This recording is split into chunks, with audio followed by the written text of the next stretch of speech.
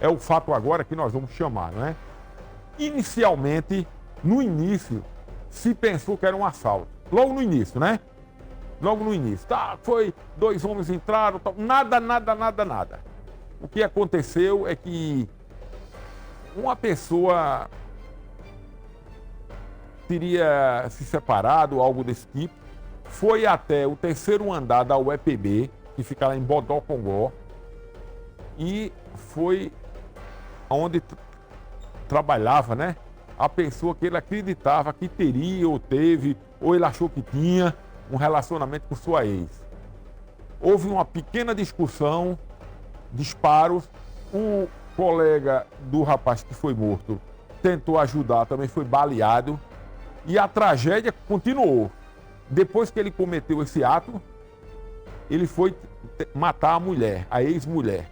Só que, ao chegar no local de trabalho dela, as colegas dela fizeram um ato sublime de esconder ela. Ela foi escondida dentro de um banheiro. Ele desistiu dessa situação e, na madrugada, foi em frente ao IML e efetuou um tiro na cabeça. Esse é um relato triste e lamentável que nós vamos exibir para vocês agora com Gabriel Barbosa. Imagens que circulam nas redes sociais revelam como estudantes, professores e funcionários da UEPB reagiram quando ouviram os disparos. Muito pânico e correria. Ó a galera correndo, ó, abandonando o prédio. A polícia passou de sala em sala, mandando o povo descer, abandonar as salas. Aí a galera tá correndo, ó. Foi, pô, mataram o bicho aqui da Xerox, aqui em cima, pô. Foi tiro com força mesmo onde eu tava, danado. Eu me escondi embaixo da mesa. Era muita gente correndo, viu?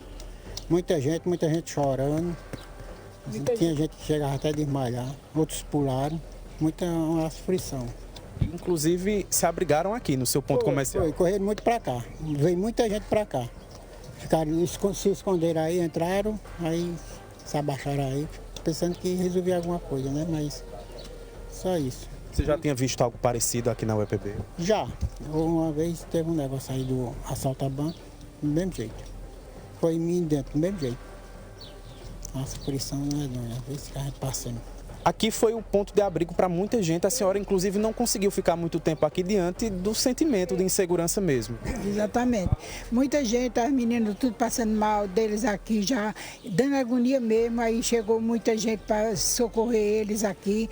Entraram tudo aí, se deitaram no chão. Foi um alvoroço grande, grande mesmo. Eu nunca tinha visto tanta coisa na minha vida. E a senhora não aguentou ficar aqui diante dessa movimentação toda? Eu saí um pouco porque eu tenho vários problemas, aí eu saí para não ver muita coisa. Como a gente estava falando há poucos instantes, o seu ponto comercial se tornou ponto de apoio para esses estudantes. De apoio. 2 vezes já aconteceu isso e aqui é o ponto de apoio. Era por volta das 7h30 da noite. As aulas aconteciam normalmente. Flávio Medeiros chegou procurando por Kenny Diniz. Quando o encontrou, de imediato sacou a arma e efetuou, segundo a perícia, 6 disparos.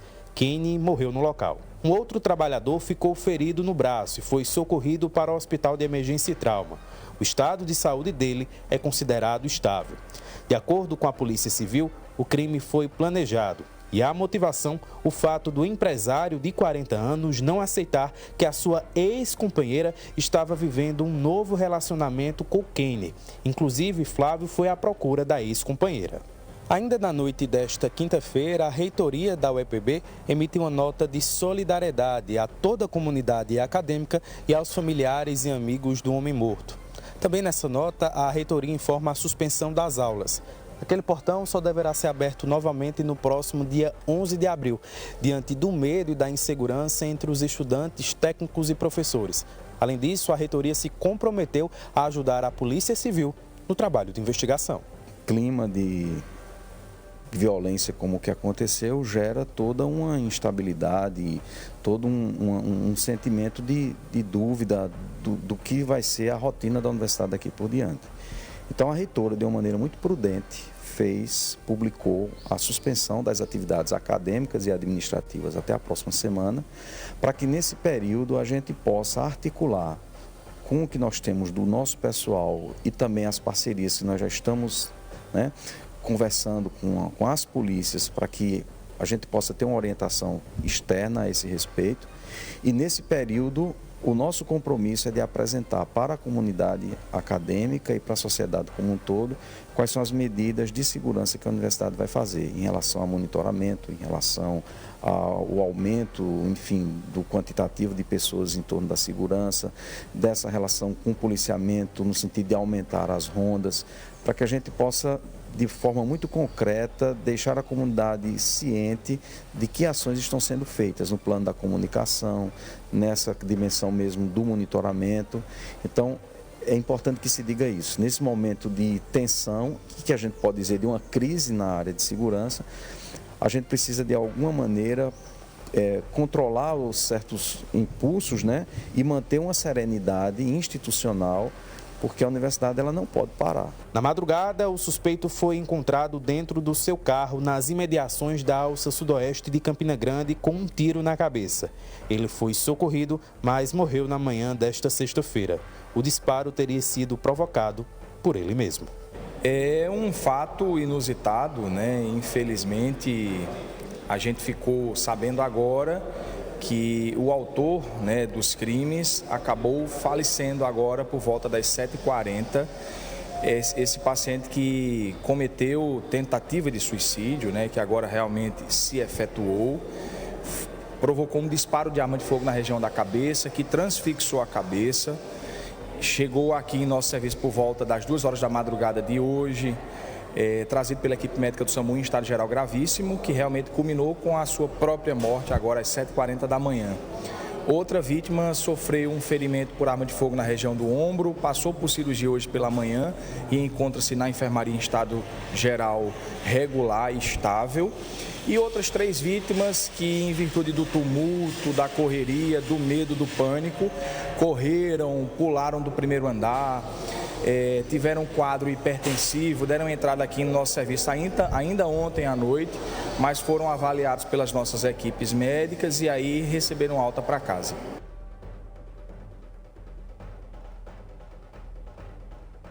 Amigo, qual é a polícia que evita uma situação como essa? Não estou defendendo ninguém, tá? Porque a violência em todo o Brasil cresceu.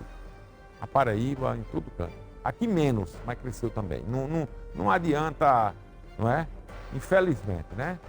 Estaria, eu diria, sob controle, mas com um sinal amarelo ligado aqui na Paraíba.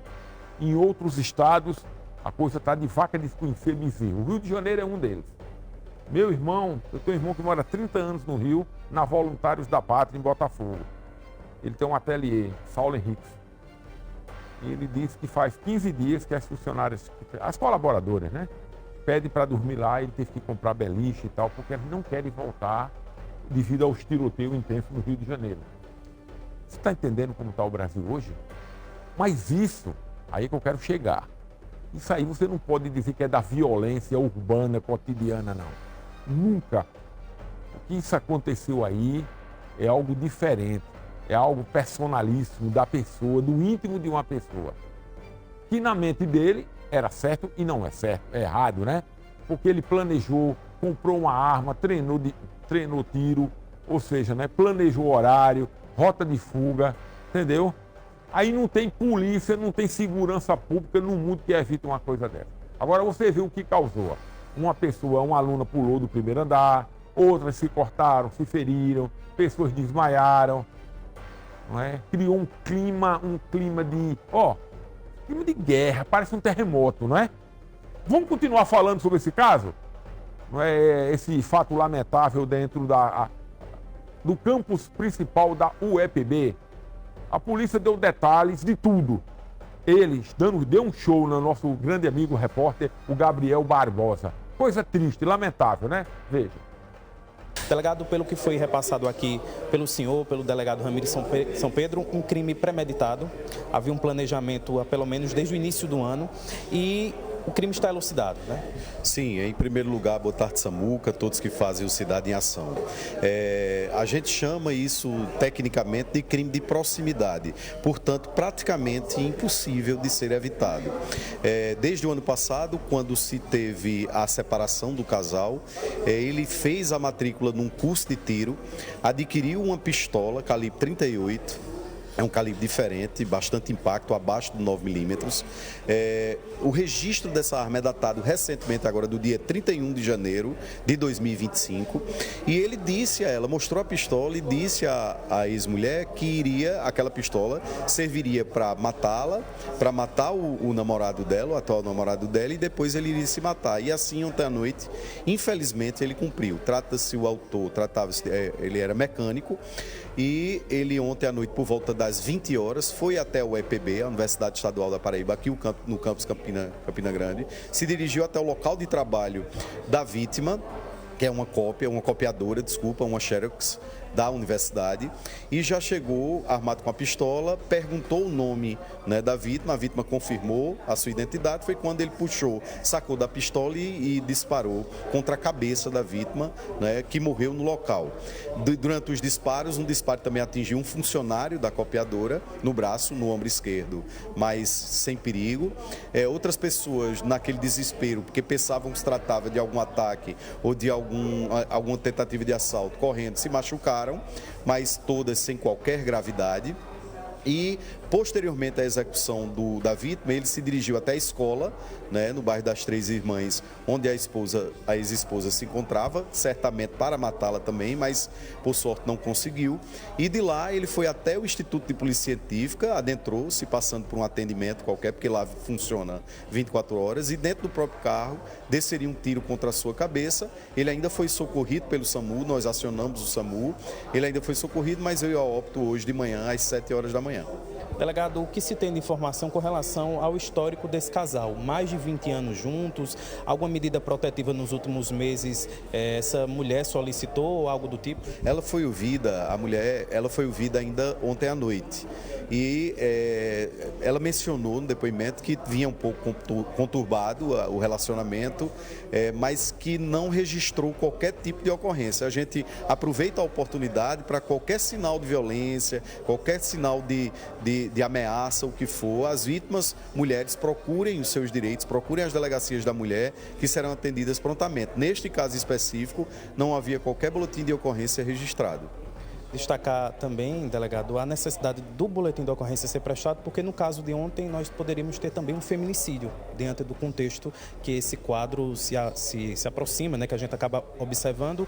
E outro detalhe é que ele foi até a escola dela, onde ela trabalha, para tentar ceifar a vida dela. Foi, eu mencionei, e aí ele agiu sozinho, mas de maneira premeditada. Ele tinha um carregador com 15 munições, ele desferiu aproximadamente 6, 7 disparos na universidade. Acredito que acreditamos que ele iria guardar o restante para a esposa e o dele também para se matar. Não conseguiu, né? Graças a Deus não conseguiu ceifar a vida da mãe dos filhos do casal, mas foi até o Instituto de Polícia Científica e disparou contra a própria cabeça, dentro do próprio carro, sendo socorrido, mas veio a óbito. Ok, delegado, muito obrigado pelas informações e esclarecimentos a respeito desse caso que desde ontem repercute aqui na Rainha da Borborema, tendo em vista inclusive aquilo que a gente acompanhou há poucos instantes, Samuca, as imagens da movimentação na UEPB, um dia que era para ser normal de aula, uma noite, melhor dizendo, acabou em pânico, terror e, como a gente destacou na matéria exibida anteriormente, aulas suspensas,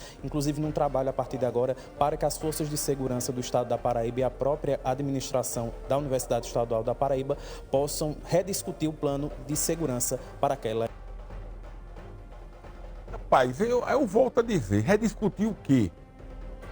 Você acha que um vigilante, com todo o respeito que eu tenho, polícia, pronto, mesmo que tivesse uma guarnição de polícia, ele iria e matava do mesmo jeito, rapaz. Só que o que iria ser diferente é que ele iria se matar dentro da universidade. Como ele sabe, no entendimento, ele não teria fuga, ele se matava dentro, porque ele foi decidido para fazer o que quis fazer.